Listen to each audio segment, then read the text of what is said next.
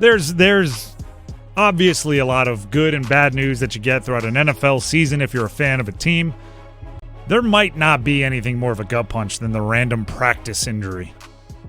Right? You make it through a game on Sunday, most physical sport, all these big hits, and you're like, all right, we're mostly okay. Randomly on a Thursday or a Friday, it's like, why are they on the practice injury report? Well, some of that happened with Tetairoa McMillan today. After not being on the injury report earlier this week, popped up today with a hamstring for the latest on their 8th overall pick and number 1 wide receiver, Tetairoa McMillan. Here's the head coach, Dave Canales. Something popped up in practice, so we shut him down for part of it. He was able to take a few reps, but precautionary. We'll look at him again tomorrow morning, though, just to make sure that he's ready to go. Any serious concern, or you feel pretty optimistic? Concern, certainly. So we'll just take a look at him tomorrow and see where he's at, hoping he can go. Now, that's it in his own words. You heard pretty much all the context, the follow-up, and everything.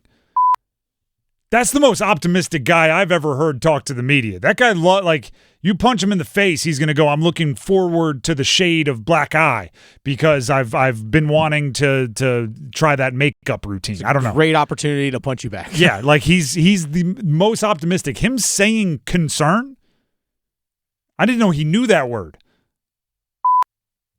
So we're That's like a 4-letter word for Dave. Yeah. How funny would that be if he said concern and it bleeped? They're like, what did he say? Oh, he just said concern. It doesn't bleep when you say it. It only bleeps when he does.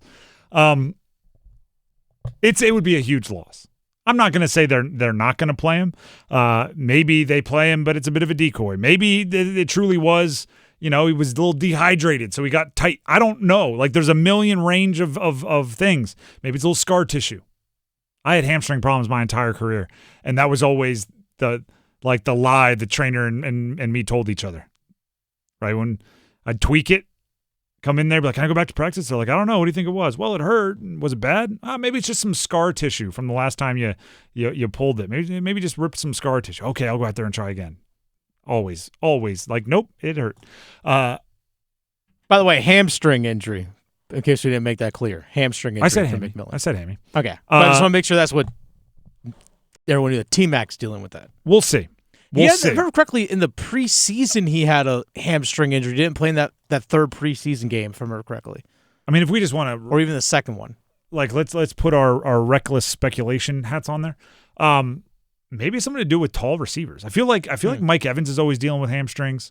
If I'm not mistaken, AJ Green had some hammy stuff throughout his career. Maybe just longer levers. I don't know. I don't pretend to be a trainer or a bio anything. But my point is this. That's a really important piece of the offense. The passing game has not been anything to write home about for the Carolina Panthers this entire season. But the reason why it hasn't been even worse than it has been is because Tetairoa McMillan gets open. Right? Maybe my biggest pleasant surprise of the draft class, and there's been some pleasant surprises of that draft class, but maybe my biggest pleasant surprise is that he's been able to separate. He's been able to create space between he and the defense. I knew that he was going to be able to use height and strength and all those things. He had a great contested catch this past game early on, right? Just basically, if the pass would have been intercepted, I wouldn't have been like, that's on the receiver. But he reached around, strong hands, grabbed it, ripped it away. Right? I knew he was going to be able to do that because of size and strength. I wasn't 100% sure he would create large amounts of separation, and he's done just that. So without him, I mean, a passing game that's already probably 3 steps behind takes another step back. Now, who would step in? Is this a Hunter Renfrow opportunity? Dave Canales talked about having Hunter Renfrow available. I'm so glad Hunter's here. Just the way that he goes about his work, what he's been, his reputation speaks for itself. And, the way that he works and the way that he's focused and locked in, it really affects the group in a positive way. That's the Dave Canales we're used to. That's the optimistic Dave Canales I want to see. I feel great about playing football right now. Yeah, so does Hunter Renfrow.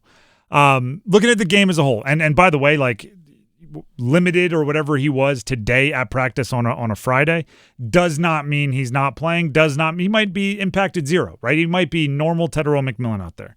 So let's not cross bridges before we get there. Looking at the game as a whole,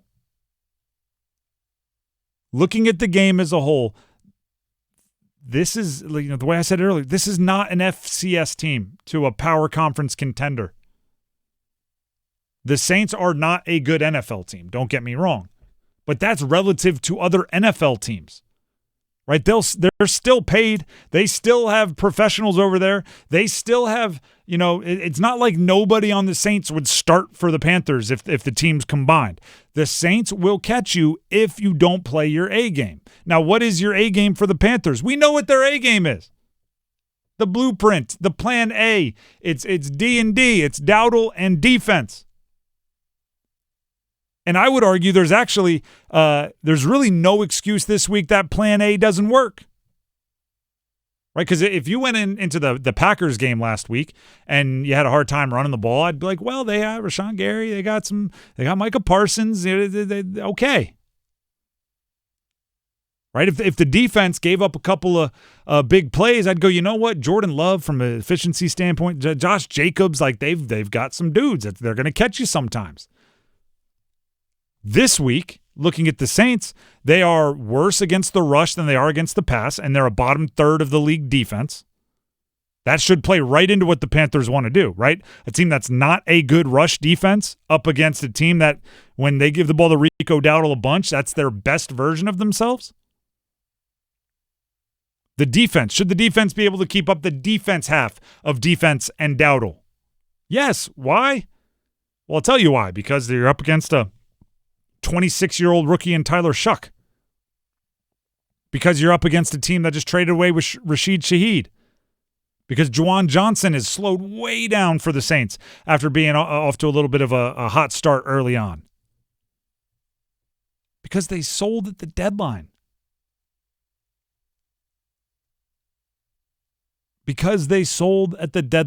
So I'm not one to sit here and advocate for the Saints are so bad that you can master all these side quests.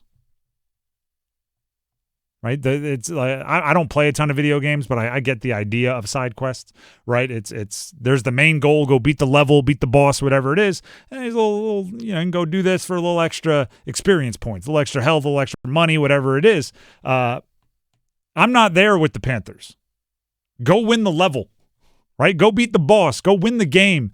Don't go into it with win the game and save hits off Rico Dowdle. Win the game and get Bryce Young, 4 long touchdown passes because you're playing a bad team and you can build his confidence and you want his stats to look good. No.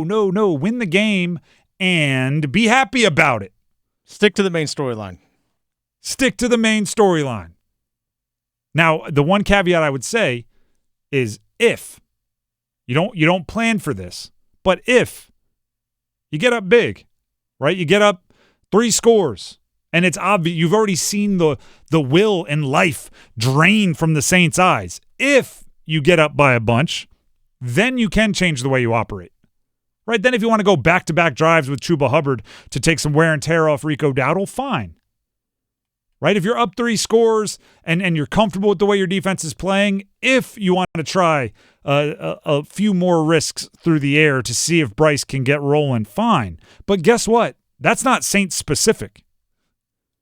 That's if you get up 3 scores on anybody, you change the way you operate, right? And you make sure that you're keeping guys fresh, and you make sure that anything you need to work on gets ironed out. That's football. That's sports. But you don't plan for it. You don't put that cart in front of the horse. The Saints, you hope you can beat them by a bunch. But guess what? I hope you can beat the Packers by a bunch. I hope you can beat the Falcons by a bunch the next week. You hope you can, but you plan for, you're playing an NFL team, and you're going to have to execute for 4 quarters the entire game to get a win. I do not want everybody, say they beat the Saints by 7.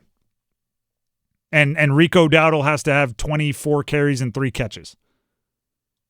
And Bryce Young throws for 125 yards, which is like that's kind of what a good win by the Panthers have looked like over the last 6 weeks. Right? Rico Dowdle, workhorse, defense plays well. Bryce Young throws for under 150 yards or 170 yards, like that kind of deal. If that happens, I don't want anybody coming in calling up on Monday sound off all disappointed. I want everybody calling in saying that's exactly how the Panthers want to play. They were able to control the game and put the Saints into their own tempo, meaning make the Saints play Panthers tempo, and they won the game. I was listening to a podcast with Chris Long, right, former UVA guy, obviously multiple-time Super Bowl champion, edge rusher, and he was talking about the Panthers-Packers game, and he was doing a little of the thing that every underdog that's ever won a game hates, right, which is acting like it wasn't the Panthers doing something, it was the Packers shooting themselves in the foot. But then he came around to the Packers let the Panthers control the tempo. And that right there was all I needed. I don't care what else led to that. If you play a team and you control the tempo, if they're letting you, if you're forcing them, who cares, right? You don't correct them if they want to play your tempo. If they want to take a 9-play or a 9-minute drive like the Packers did and fumble it down in the red zone, would you expect the Panthers to get in there and say, "I would like to force you to play a slower game, so we'd like you to score fast so we can have a 9-minute drive"? It's like, no, whatever shortens the game, it shortens the game for you. And that's what the Panthers want to have happen. They want less drives, they want Rico Dowdle, and they want defense. How they get there, I do not care. I don't think the Saints will do that, though. I don't think you're going to get 9-minute drives of them bleeding the clock because, well, I don't think they can do that. But also they have Kellen Moore, and he likes to get it up and rolling. Put every bit of the same amount of attention that you put into the Packers, into the Saints, I like your chances. You treat the Saints like they're some kid brother that you got drawn in the first round of a tournament, and it's the 1 seed versus the 32 seed. You're going to get beat. Don't drink your own Kool-Aid. And it's way too early to even have to be. You don't have a Kool-Aid, Panthers. That's true. You don't. You're one game above 500 at the midway point for the first time in years. We haven't even started mixing Kool-Aid. Give Rico Dowdle his pickle juice. Whatever. Yeah, exactly. IVs. Tell them start drinking water now. Salt tablets. All of it. We used to call them brews. When you walked by the trainer, if you had cramped at any point that season, you had to drink a brew. It was in a little Dixie cup. It was just salty, gross slush water. Ugh. It was awful. No, thank you. And but it's better than cramping. Cramping is the worst.